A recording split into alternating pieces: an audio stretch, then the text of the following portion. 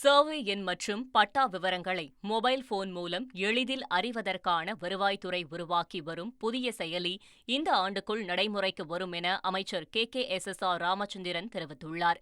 சென்னை கொளத்தூரில் திமுக சார்பில் நடைபெற்ற நிகழ்ச்சியில் வருவாய் மற்றும் பேரிடர் மேலாண்மைத்துறை அமைச்சர் கே.எஸ்.ஆர். ராமச்சந்திரன் கலந்து கொண்டார்.